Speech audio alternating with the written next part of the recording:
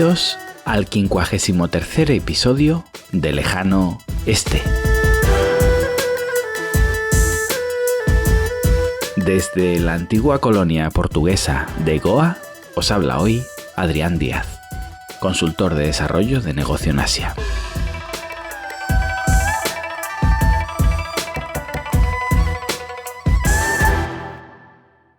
¿Cuántos años por detrás de China está la India? Me preguntaba un empresario indio, el CEO de una empresa del sector eléctrico que factura $50 millones al año. ¿15 años quizá? En realidad, él estaba comparando Bombay con Shanghai y, honestamente, veo más de 15 años de diferencia. Si hablamos de una comparativa entre el interior de China y el interior de la India, quizá incluso diría 25. Es muy difícil calcularlo. ¿Qué comparamos con qué? Porque son casi 2 continentes.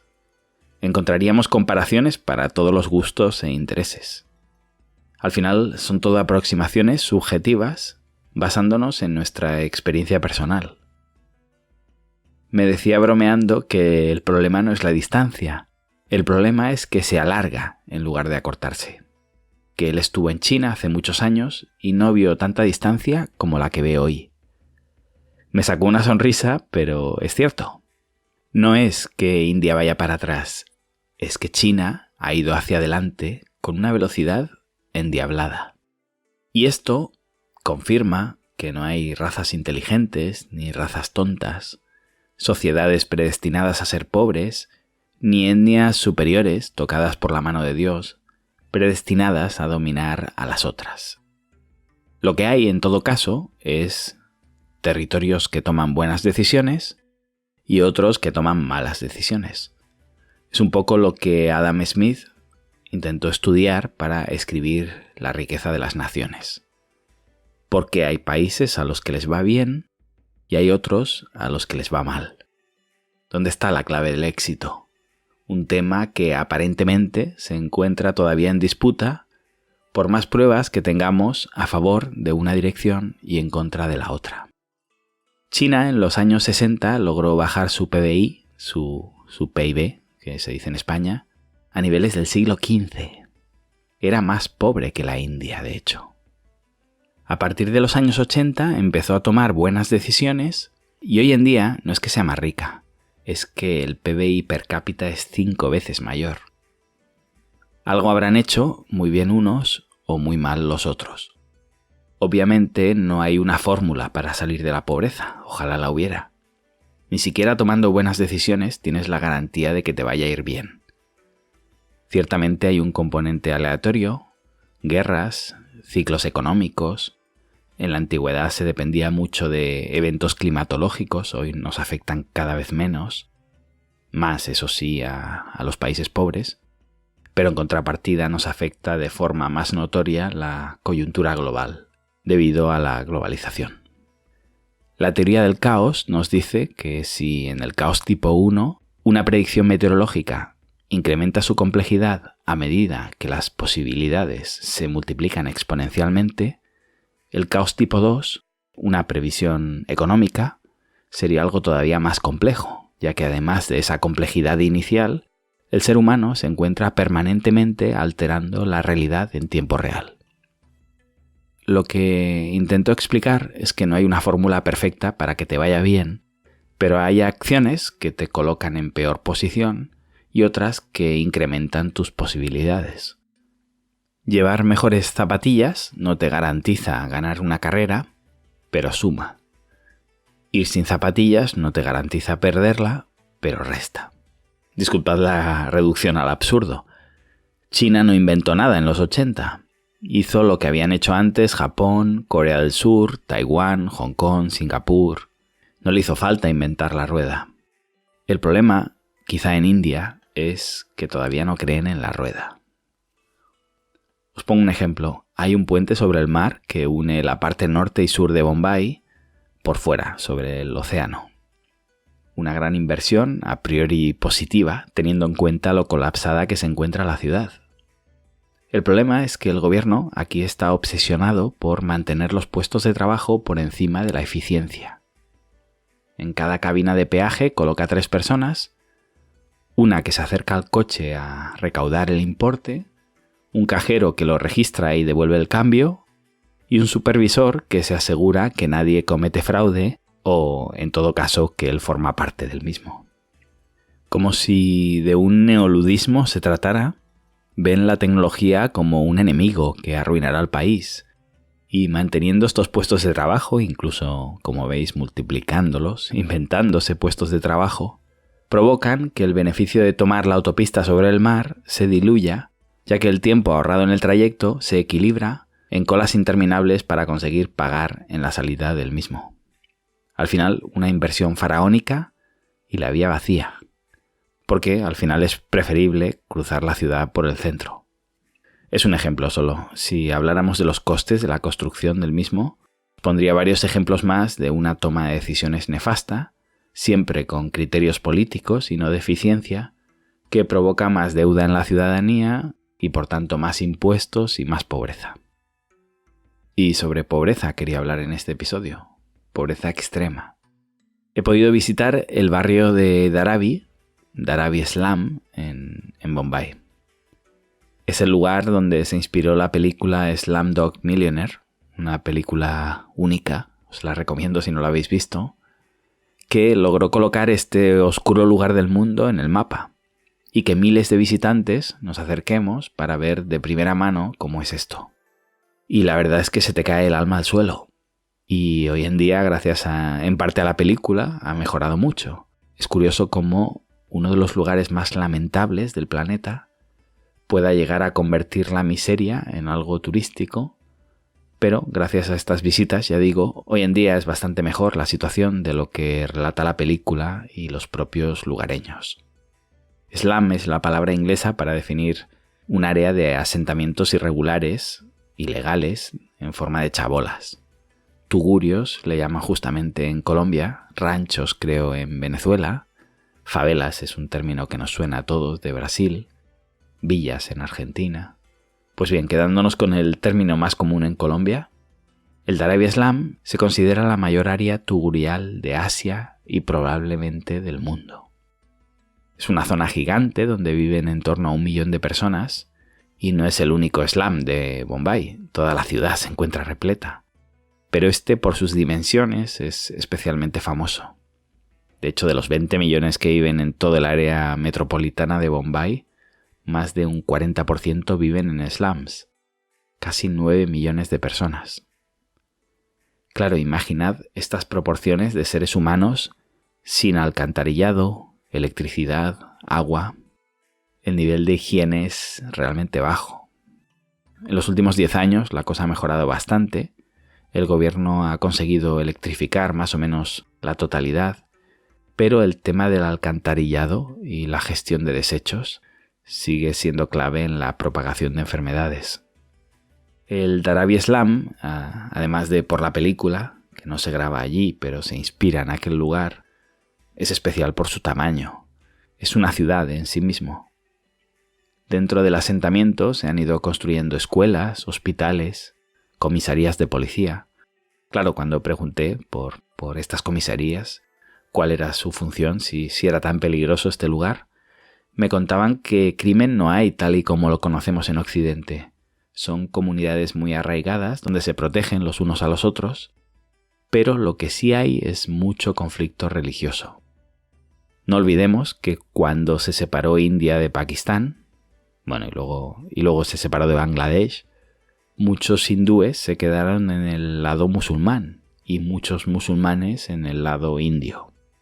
Bombay además es una ciudad muy diversa con comunidades de muchas religiones. Los musulmanes son más de un 20%. Claro, parece poco, pero ya hablamos de 4 millones de personas. Además, gran parte concentrada en estos asentamientos.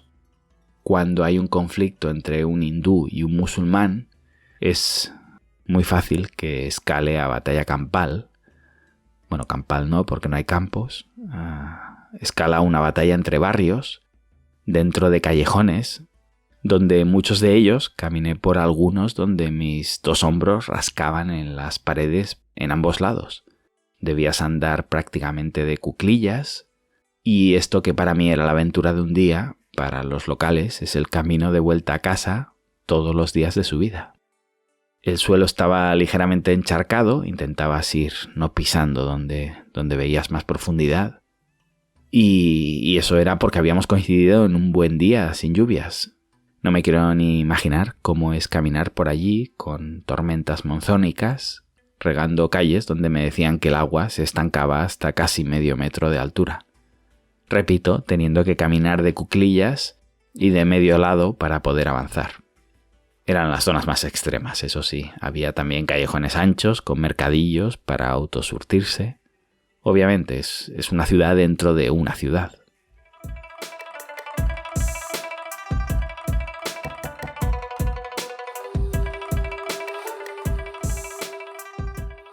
Los primeros inmigrantes habían llegado hace muchas décadas. Me contaba un chaval que para su bisabuelo sí fue una locura. Dejar el campo para venir a Bombay. Ellos eran del norte, de cerca de Nepal, y venían a una tierra de oportunidades donde les decían que había trabajo. Se asentaron donde pudieron, primero en tiendas, después en cabañas, y ahora me decía que él ya había nacido en una caseta de cemento.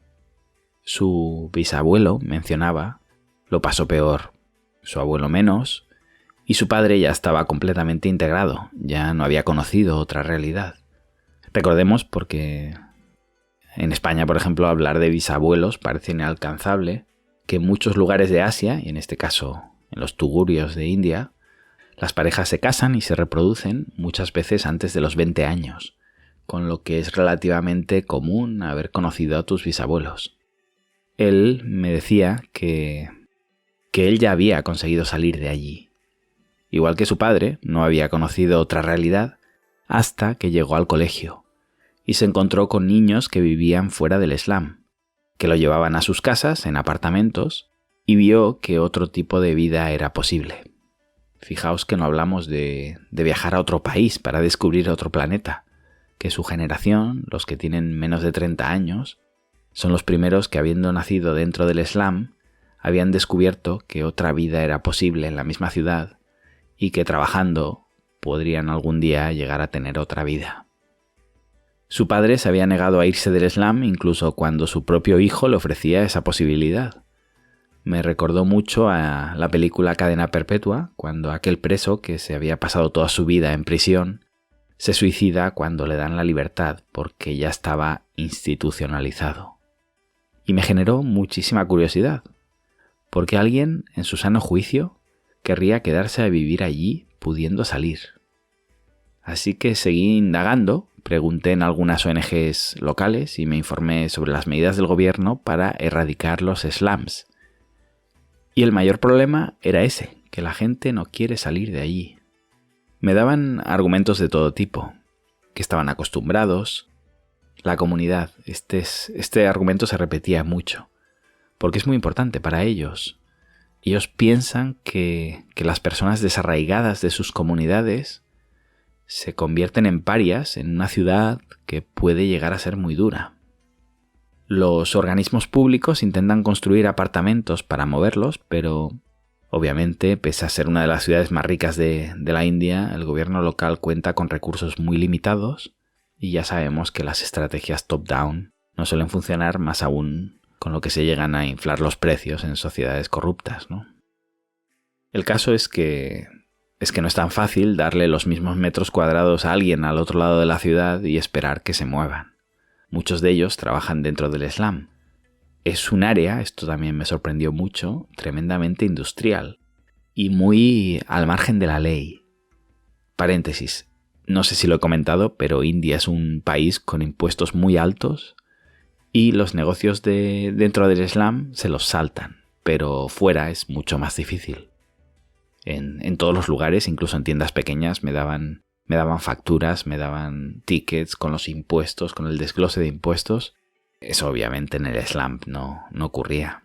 Los habitantes del Islam, muchos de ellos, de hecho, viven en las mismas fábricas. Poneos en situación, basureros con maquinaria. Y esta gente no solo temen por los costes de transporte en los que tendrán que incurrir para llegar al trabajo si son trasladados fuera del slum.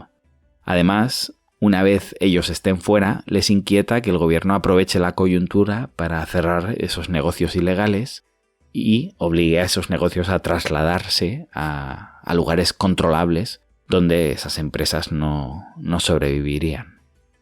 Básicamente, el gobierno no está sabiendo leer las necesidades y los miedos de los ciudadanos y cree que sustituyendo esos metros cuadrados de tugurio por un apartamento será suficiente para obtener el sí y migrar a esas poblaciones. Y claro, la mayoría de los programas están fracasando. Y preguntaba yo, ¿cuánto poder de negociación tiene esta pobre gente? Porque en China saldría la ley, mañana entran las excavadoras y si tu abuelo se quedó atado a la cabaña, pues formará parte de los cimientos de la nueva barriada que se construya. Y no penséis que eso acaba ocurriendo. Como esa firmeza del gobierno se da por descontada, la sociedad ni se plantea la propuesta. Nadie se muere porque nadie se encadena. En India sí, y el gobierno no tiene opción.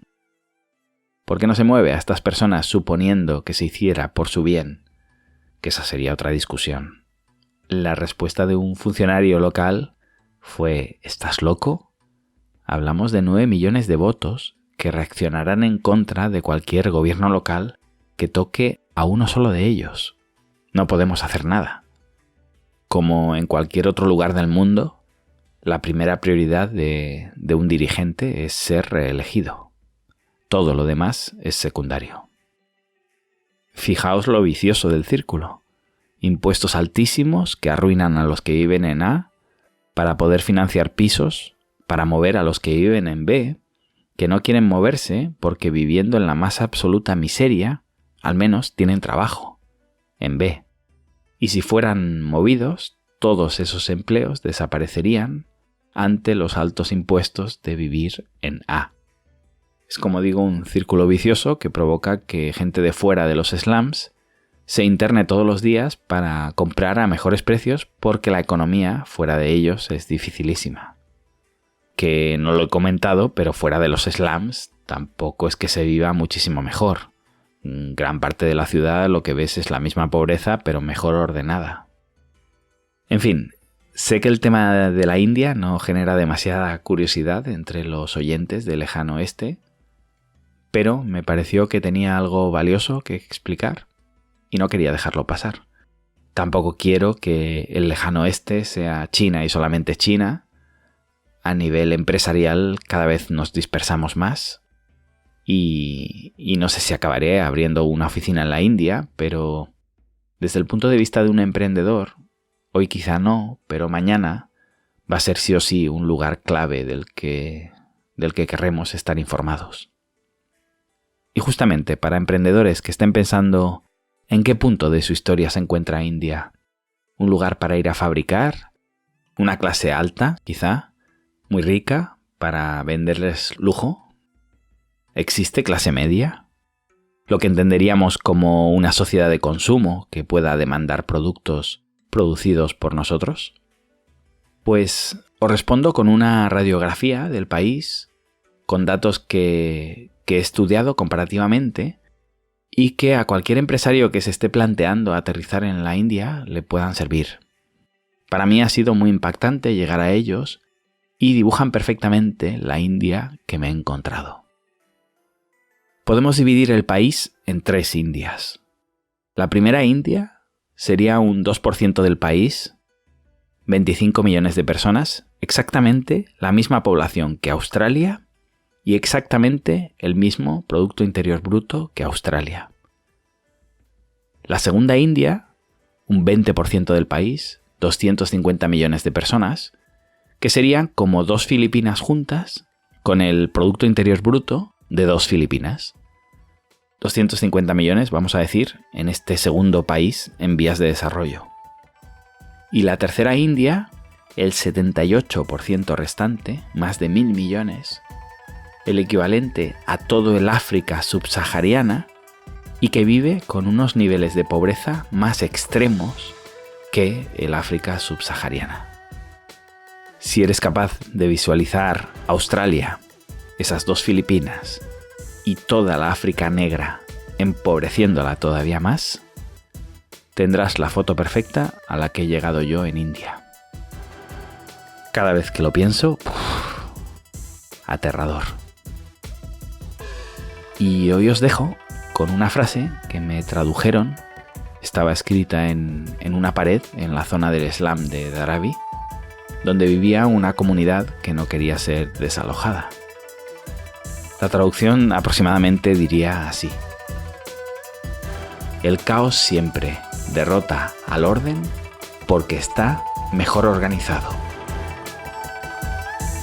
Gracias y hasta pronto.